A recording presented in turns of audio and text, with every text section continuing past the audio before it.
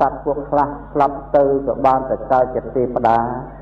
សត្វពួកខ្លះក៏ស្លាប់ទៅបានតែកើតជាព្រហ្មហើយសត្វពួកខ្លះទៀតអស់អាយុទៅក៏បានតែកាន់ចេះនិព្វានដោយសារអីដោយសារពីបានស្ដាប់ធម៌អញ្ចឹងប្រធនឯងជាធម្មទានសម្រាប់បំភ្លឺផ្លូវសម្រាប់ប្រាប់អំពីសេចក្តីពិតនៅក្នុងលោកបើសិនជាពពួកសត្វនោះមិនបានដឹងអំពីពធទេអំពីដឹងរឿងពិតទេញាតិញោមទាំងឡាយហើយសត្វនោះតែងដេកត្រាំក្នុងសេចក្តីទុក្ខដូចជានៅក្នុងរឿងសម័យព្រះកើតទាន់ព្រះហើយត្រឡប់ជាមិនស្គាល់ខកព្រះហើយទៅសោយសេចក្តីទុក្ខទៅកើត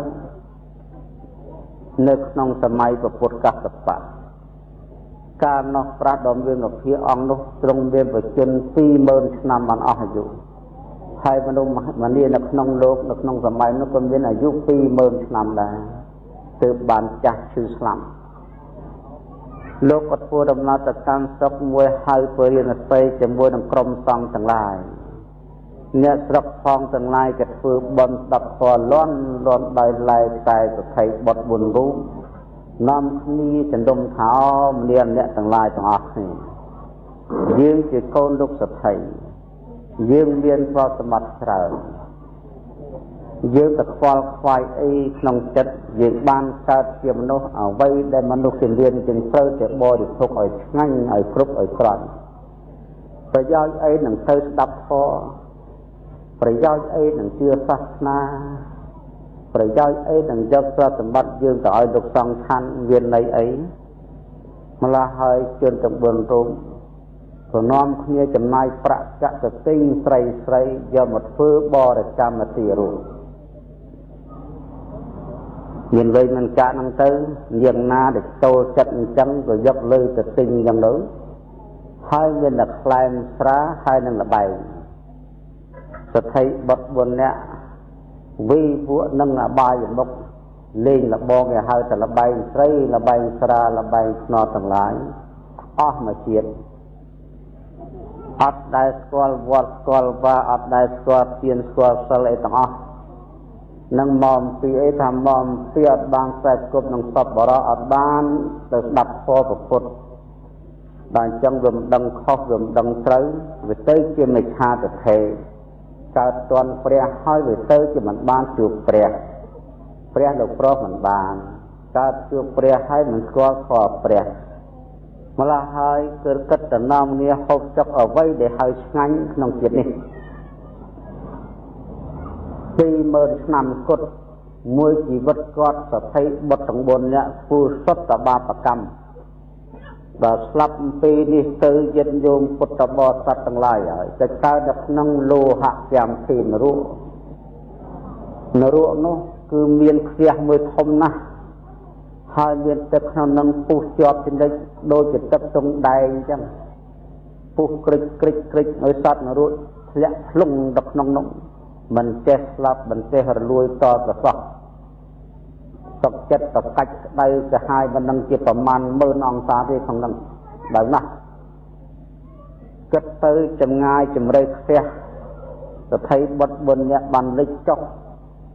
អស់30000 ឆ្នាំមិនដល់បាត់ផ្ទះដល់តែឡើងឡើងវិញ30000 ឆ្នាំទៀត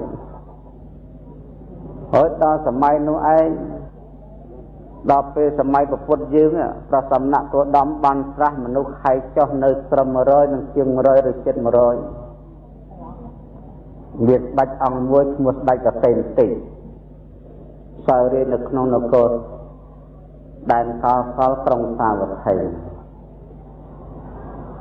ឃើញស្ត្រីប្រពន្ធអាមាត្យម្នាក់ជាប់ចិត្តរកវិធីចែកចំដើម្បីកំណត់ប្តីរបស់គេស្ដេចនឹងបានធ្វើដំណើរចេញទៅលេងខាងក្រៅវាំងទៅជួបនឹងតកូលមួយដែល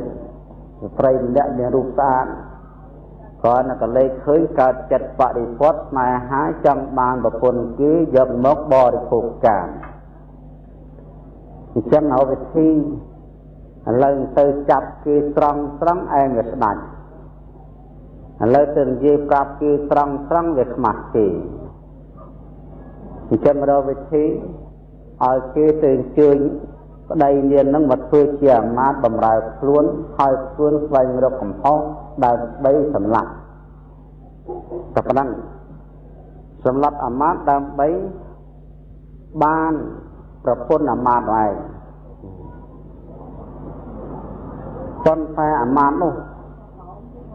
លោកដឹងលោកថាភ័យទាំងឡាយដែលកើតមានដល់អញគឺភ័យទាំងអស់ហ្នឹងគឺកើតឡើងមកតែអំពីភរិយានេះឯងណាមកអំពីភរិយានេះឯងហើយក្នុងរាត្រីដែលអាមាត្យចេញទៅរកនៅវត្ថុដែលស្ដេចប្រើទៅនោះរាត្រីហ្នឹងបើថាមកមិនទាន់ប្រលប់ទេអាហ្នឹងត្រូវស្លាប់ពេលអាមាត្យដល់ពេលមកប្រលប់កិច្ចខ្លួនបាត់ទៅមិនហ៊ាននៅទេព្រោះស្ដេចហ្នឹងកំពុងកុហលកាហាយនឹងកាមគុណហ្នឹងដេកវាមិនលក់អញ្ចឹងអានេះអង្គសម្លាប់គេទៅអង្គយកបោះគេទៅមកណោះកំពុងតែអង្គុយកុហលកាហាយហ្នឹងសើទៅសំលេងនៅរួងឬសូរសំលេងញ័រផែនដីទុសៈអ្នកសោឡើងគិលមករបងស្ដេចគ្រាន់តែឬសូរផែនដីរន្ធត់លន់សំលេងទុសៈអ្នកសោភ័យខ្លាចបាត់ស្រឡាញ់ស្រីនឹងទៅដេកភ័យម្ដងព្រួយម្ដងព្រួយចិត្តនឹងយ៉ាងម៉េចទេអញឬក៏យ៉ាងម៉េចនគរអញក្រុមគ្រួសារអញរីកជាយ៉ាងទៅអន្តរជាតិហេតុណាពលិបឡើងព្រមព្រៀងសូរិយាថ្ងៃរះឡើងកណាក៏ធ្វើដំណើរទៅស្វែងគុំប្រាស់ដ៏មានភាពប្រាប់អំពីសម្លេងយុគមិញទូលថាបបពុតព្រះអង្គដ៏ចម្រើននៅរាត្រីយមិញមានសម្លេងគួរឲ្យភ័យខ្លាចកើតឡើងទុសៈអ្នកសោមិននឹងជាសម្លេងអីព្រះអង្គសម្លេងនេះជាសម្លេងកើតឡើងសម្រាប់អន្តរាយដល់វាំងឬក៏ទៅដល់មហាជនប្រជានារីបានព្រះអង្គថាបបពុតមហារាជសម្លេងស្ថាននរោបានព្រះអង្គលើកនិទានមិញហ្នឹងព្រោះនរោទាំងអស់នោះគ្នាដែលពិបាកក្រោមមកដល់មកផ្ទះហ្នឹងវា30000ឆ្នាំហើយចង់ពោលពាក្យមួយម៉ាត់ម្នាក់ទូស័កដល់សោបានតែមួយម៉ាត់ម្នាក់ហ្នឹងមានបានមកចប់ឯណាពោលពាក្យរៀននិងពោលពាក្យបដិញ្ញាហើយវាលេចទៅវិញទៅនរោមួយហ្នឹងគឺចង់ពោលថាមនាគ្នាយើងអើយយើងរងទុក្ខវេទនាណាស់ណោនៅក្នុងផ្ទះនេះក្តៅណាស់ណោមិនដឹងជាថ្ងៃណារួចខ្លួនទេមួយទៀតនិយាយថាគ្នាយើងហើយមិនដឹងជាថ្ងៃណារួចខ្លួនបើ20000ឆ្នាំកើតជាមនុស្សយើងធ្វើតែបាបកម្មសតមានបុណ្យសោះតើមានបុណ្យណាជួយយើងមួយថាឲ្យតែខ្ញុំបានរួចខ្លួនខ្ញុំរៀងហើយខ្ញុំលែងធ្វើអំពើបែបហ្នឹងហើយមួយថាឲ្យតែខ្ញុំបានកើតជាមនុស្សម្ដងទៀតចុះខ្ញុំខំប្រឹងធ្វើទានធ្វើសិលធ្វើភាវនាកាលពីមុននោះដោយតែមិនបានយល់កើតជន់ព្រះតែមិនស្គាល់ខព្រះយល់តែខព្រះប្រអត់ប្រយោជន៍មិនដឹងថាឋាននរោនឹងវាមានផងមិនជឿដល់ស្លាប់ទៅឥឡូវមកកើតនៅក្នុងនរោបាត់ទៅហើយនេះអស់លោកពុទ្ធបរិស័ទទាំងឡាយរឿងរ៉ាវនេះលើកមកបញ្ជាក់ថាកិរិយាដែលមិនបានដាប់ខនេះក៏វាកើតទុកដែរណាកើតទុកដល់បានស្ដាប់ដល់បានយល់មិនឲ្យក្រាស់ដែលអវិជ្ជា